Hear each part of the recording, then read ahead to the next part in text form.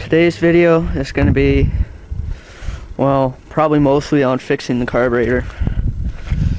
And I don't know, take that off. That's why I used to shut off the fuel. But see if it'll start leaking again. Anyways, what happens is right there, or somewhere in there, it pours out fuel. So something's wrong with the float, so I'm gonna have to take the carb off and work on it today. There you can see all the fuel coming out. So I took off the air filter just by taking out those two screws, pretty simple, and take off the carburetor. There are two screws like this, and you want to take and screw both those out, and then really carefully you want to take it, because you don't want to bend those two wires in there. Zoom in, see that one, and oh, that's blurry, that one, and oh, that's blurry, that one. Got the carburetor off just by taking out the two screws, and yeah, so I'll show you how to take the carburetor apart without damaging anything. Just set that there, and I have to go grab a wrench. Well, I don't know if you can see it, but you need a 1/2-inch wrench. You want to take out this bolt here, and it will leak out fuel because the bolt's filled with fuel, so do that over there. Okay, you don't want to lose any of these screws or anything. And then gently take off the bolt. It's going to be full of fuel. And then this is the float here.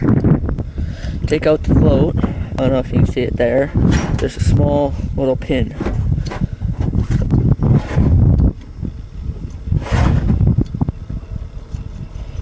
Take out that little pin there, don't lose it. Then the float comes off, and there you have it. Your little needle comes off your float. Okay. And what I'm gonna do, so I'm gonna bend this little tab here up just a little bit, just so it pushes that needle up a little bit farther. So, yeah. I'm gonna get the air compressor and we'll blow out the carb and see if it'll run. Well, I guess I won't blow it out. It looks pretty clean in there. I can't find the little nozzle for the air compressor, so I don't know. Take and slide that. There's this, I don't know, a little spring there. I don't know if you can see it. Just take, and it hooks underneath that, and that just holds the little jet in place. So your jet should just sit on it like that, and get it lined up.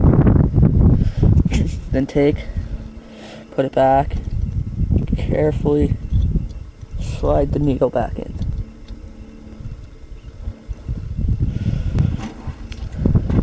Take your little pin,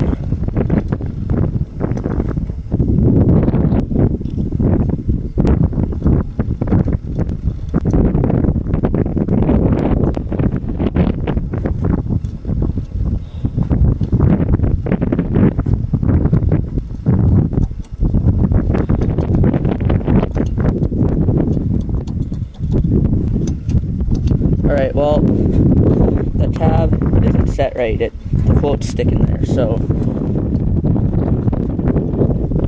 see if I can get this stupid pin out now. What?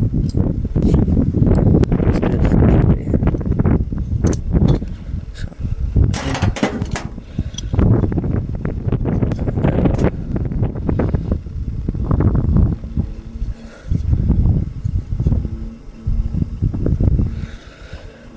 slide it in a little bit.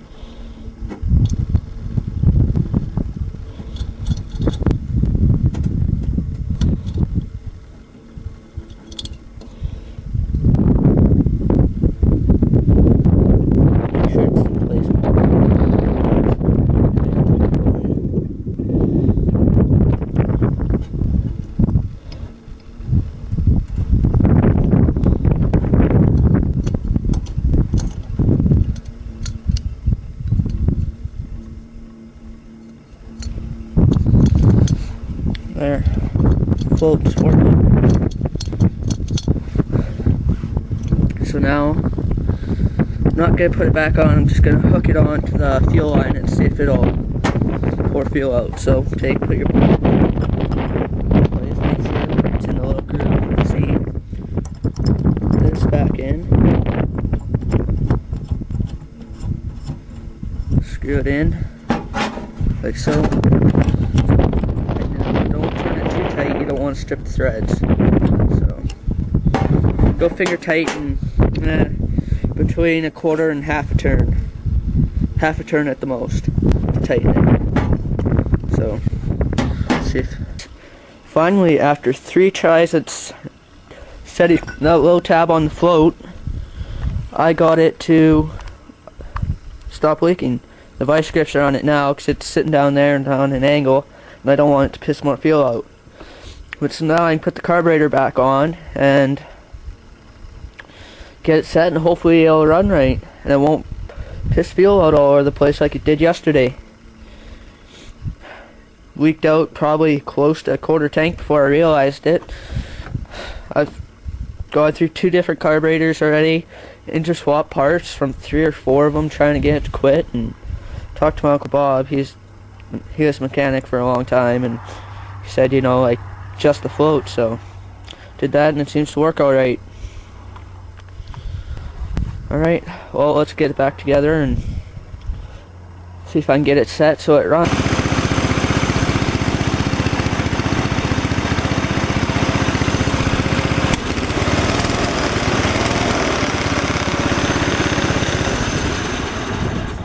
Let's see if they'll start again.